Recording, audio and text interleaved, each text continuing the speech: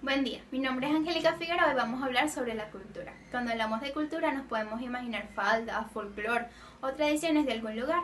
Sin embargo, es un concepto mucho más amplio. Etimológicamente, esta palabra proviene de cultos, que proviene de agricultura, pero que en el siglo XVIII se le da una connotación más espiritual. Se refería a las facultades intelectuales que tenía un individuo. Es por eso que hoy en día podemos escuchar, wow, ese hombre sí es culto, pero referirnos a alguien que tiene muchos conocimientos. La evolución de esta palabra hasta el día de hoy podemos decir que es un conjunto de ideas, valores, creencias, costumbres, moda, arte, entre otros, que sirven para regir o regular el comportamiento de una sociedad. También podemos decir que es todo aquello que supera la naturaleza biológica.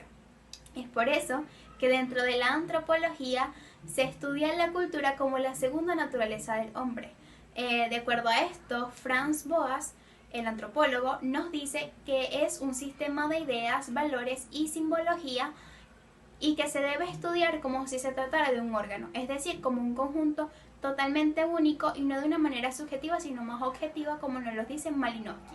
Esta ha influenciado al hombre a lo largo de la historia y lo sigue haciendo hoy en día, ya que el hombre es un ser social y no un ser individual.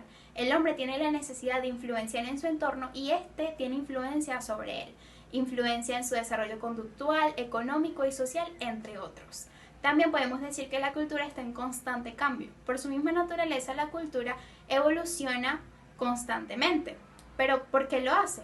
Lo hace vamos a dividirlo en dos, por elección y por imposición.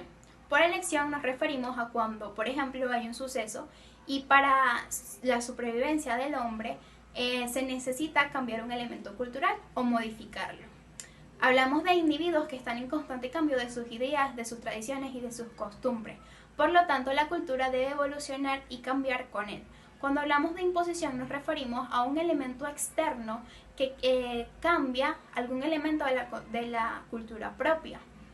Por ejemplo, en el caso de las leyes. Para dar un ejemplo de lo que es la cultura, vamos a poner el ejemplo de Veroes. Veroes es una comunidad localizada en Yaracuy, el estado de Yaracuy, que es donde yo habito. El estado de Yaracuy se caracteriza por ser pequeño, su población es reducida y por lo general las personas se conocen entre sí. Sin embargo, dentro de él hay una comunidad, como ya lo decíamos, llamada Veroes, que tiene características muy particulares culturalmente hablando. Por ejemplo, su lenguaje es distinto, su comportamiento es distinto, su manera aún de percibir la vida es distinta, su folclore, entre otras. Tienen muchas características distintas. Es por esto que podemos decir que Veroes es una subcultura dentro de una cultura. La cultura mayor podría ser Yaracuy o Venezuela y él es una subcultura por tener características distintas. También tienen normas entre ellos distintas a las que hay.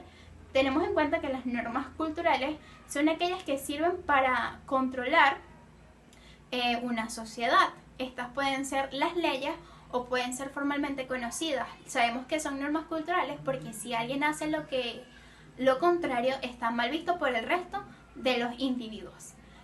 Tenemos también en cuenta que Veroes tiene características culturales explícitas e implícitas. Las explícitas son aquellas que son observables, por ejemplo la comida, el lenguaje, las vestimentas, entre otros. Y las implícitas son aquellas más relacionadas con los valores y las ideas. Tomando todo esto en cuenta y al estudiar lo que es la cultura, podemos ver la importancia que esta tiene en el hombre, en el ser humano en sí, y sobre todo en la psicología. El psicólogo Artur Torres, graduado en la Universidad de Barcelona, nos habla de que para entender al hombre en sí, para estudiar al ser humano, debemos observar o estudiar el entorno en el que se desarrolla. De acuerdo a esto, un Novis en el 2011 en su estudio nos habla de cómo los niños, incluso la cultura, influencia en la forma en la que ellos expresan sus emociones, comparando a niños de China y de Alemania. Nos muestra que aún la cultura es pilar o que es característico o que va a influir en cómo ellos expresan sus emociones y de ahí podemos partir a muchas otras cosas que pasan. Ejemplo, nos sirve dentro de la profesión, nos sirve para entender las etnias, para la resolución de conflictos y para apoyarnos en otras ciencias.